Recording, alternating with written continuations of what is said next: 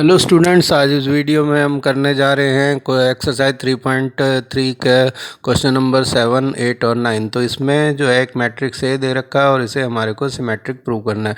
तो सिमेट्रिक में क्या होता है कि जो आपके रो और कॉलम्स जो हैं इनको जो है इस तरह से इनमें कॉम्बिनेशन होता है कि आप जैसा इसमें देख रहे होंगे कि डायगोनल के चाहे एलिमेंट किसी भी तरीके के हों, लेकिन इस तरह से जो एलिमेंट हैं जैसे -1 है, इधर 5 है क्रॉस में और 1 है, तो ये एक जैसे आपको मिलेंगे। और उससे क्या होता है कि जब इनका आप ट्रांसपोज लेते हो तो वो अपनी पोजीशन नहीं बदलते। तो जैसे ये फर्स्ट रो का जो मिडिल वाला सेकंड वाला एलिमेंट है वो फर्स्ट कॉलम में भी है, और इसी तरह से जो थर्ड रो का मिडिल वाला है वो थर्ड कॉलम के भी मिडिल में है। तो हमने जो है इसका जैसे ट्रांसपोज लेंगे तो उसके लिए जो है फर्स्ट रो को फर्स्ट कॉलम में, सेकंड रो को सेकंड कॉलम में और थर्ड रो को थर्ड कॉलम में चेंज कर देते हैं। तो आप देख रहे हैं कि ये जो है इसका ट्रांसपोज भी ए के इक्वल ही है, इसीलिए ये जो है सिमेट्रिक मैट्रिक्स कहलाता है, क्योंकि इसको ट्रांसपोज करने पर भी इसमें कोई फ़र्क नहीं आया है। तो ऐसा मैट्रिक्स जिसका ट्रांसपोज उसके खुद के बराबर हो वो सिमेट्रिक मैट्रिक कहलाता है। अब स्क्यू सिमेट्रिक मैट्रिक्स में क्या होगा कि जब आप इसका ट्रांसपोज लेंगे तो वो ए के बराबर ना होके -a के इक्वल होगा। इसमें की क्या खासियत होती है कि इसमें जो है डायगोनल जो है वो ज़ीरो होते हैं सारे, और जो आपके जैसे मिडिल वाले एलिमेंट हैं जो रो के और कॉलम्स के क्रॉस में वो ऑपोजिट साइन के होंगे और इक्वल होंगे। तो जैसे ये में फर्स्ट रो में जो है 1 है तो फर्स्ट कॉलम में -1 है, और जो आपका सेकंड रो में थर्ड एलिमेंट है 1, और वो ही जो है बीच में इसका आपके कॉलम में जो है आपका सेकंड एलिमेंट जो -1 है थर्ड वाले में, और वही थर्ड कॉलम में मिडिल वाला एलिमेंट +1 है। तो इसका ट्रांसपोज लेंगे तो आप देख रहे हैं कि ये 0 1 -1 जैसे फर्स्ट रो, फिर -1 0 1 और फिर 1 -1 0। ये जो है इसमें से अगर आप माइनस का साइन कॉमन लेते हो या -1 कॉमन लेते हो तो यहाँ पर जो है सबके साइन बदल जाएंगे अंदर में। तो ये 0 1 -1 हुआ और फिर ये -1 0 और 1 हो जाता है, और ये जो है इसके भी साइन बदल गए तो ये भी इस तरह से लिख दिया जाएगा। तो अब आप देख रहे हैं कि ये मैट्रिक्स जो है ये ए के इक्वल है और बाहर माइनस का साइन है, तो ये जो है -a के इक्वल होगा। तो ऐसे में जिनका ट्रांसपोज जो है उनके मैट्रिक्स के नेगेटिव के इक्वल होता है तो वो स्क्यू सिमेट्रिक मैट्रिक्स कहलाता है। सिमेट्रिक्स में जो है साइन चेंज नहीं होगा, सेम ऐसा ही रहेगा। तो ये जो है स्क्यू सिमेट्रिक मैट्रिक्स है। तो उम्मीद है आप सिमेट्रिक और स्क्यू सिमेट्रिक्स के बीच का डिफरेंस समझ गए होंगे कि सिमेट्रिक में साइन चेंज नहीं होगा और स्क्यू सिमेट्रिक में साइन चेंज हो जाएगा। तो यहाँ ये 2/2 का जो है आपको मैट्रिक्स दे रखा है, इसमें a + a' को जो है यानी कि a + ट्रांसपोज ऑफ a को सिमेट्रिक प्रूव करना है।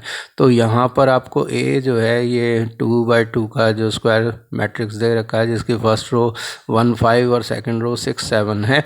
तो उसका ट्रांसपोज जब हम लेते हैं तो फर्स्ट रो 1 5 जो है फर्स्ट कॉलम में चेंज हो जाएगी, और इस तरह से 6 7 जो सेकंड रो है वो सेकंड कॉलम में आ जाएगी। तो ये जो है आपके पास ट्रांसपोज आ गया।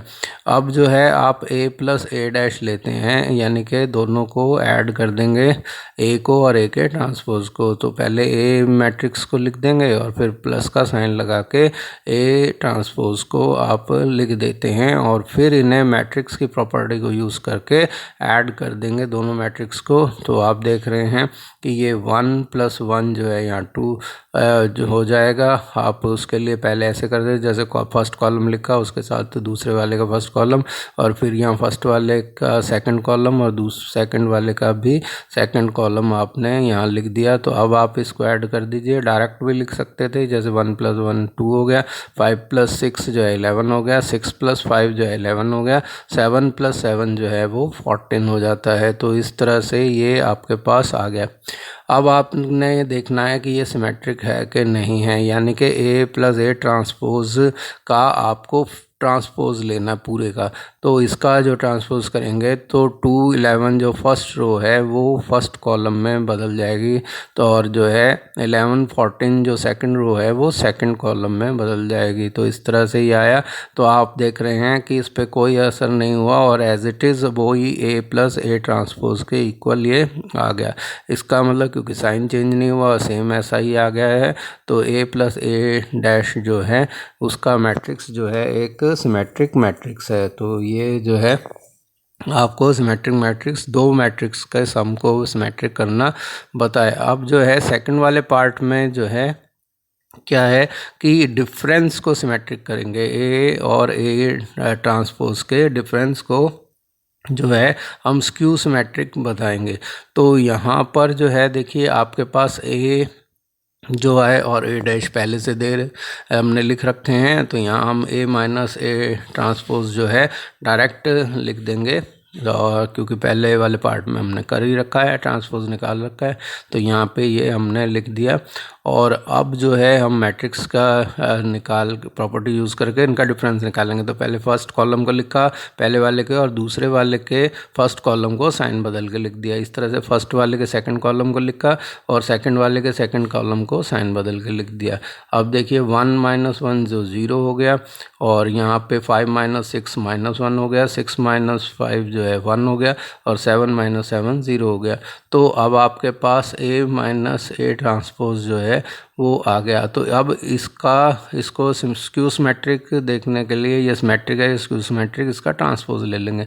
तो फर्स्ट रो जो है 0 माइनस 1 फर्स्ट कॉलम में बदल गई, और 1 0 जो सेकंड रो है वो सेकंड कॉलम में चेंज हो गई। तो आप देख रहे हैं कि अगर इनमें से माइनस बाहर निकाल लिया जाता है तो 0 माइनस 1, और ये जो है सेकंड वाली रो 1 0 हो जाएगी, जो कि हमारे A माइनस A ट्रांसपोज वाले मैट्रिक्स के इक्वल है। तो यहाँ पर जो है इधर हम इसको इधर लिख देते हैं, तो A माइनस A ट्रांसपोज के नेगेटिव के इक्वल है। यहाँ पे माइनस का साइन और लगेगा, तो ये नेगेटिव के इक्वल है। इसका मतलब ये क्या है, स्क्यू सिमेट्रिक मैट्रिक्स है, क्योंकि यहाँ पर जो है ट्रांसपोज लेने पर मैट्रिक्स का साइन जो है वो चेंज हो गया है, और इस तरह से ये जो है स्क्यू सिमेट्रिक मैट्रिक्स प्रूव हुई कि A माइनस A का ट्रांसपोज जो है वो एक स्क्यू सिमेट्रिक मैट्रिक्स है। अब जो है ये आपके जो है 9th क्वेश्चन है। इसमें जो है पहले वाले में 8th में हमने A प्लस A ट्रांसपोज को निकाला था, A माइनस A के ट्रांसपोज को निकाला था। अब यहाँ हम उनके हाफ्स निकालेंगे, यानी कि 1/2 A प्लस A ट्रांसपोज और 1/2 A माइनस A ट्रांसपोज, ये इसके निकालने हैं। और इसको जो है आपको जो मैट्रिक्स A दे रखा है उसको हमने यहाँ लिखा।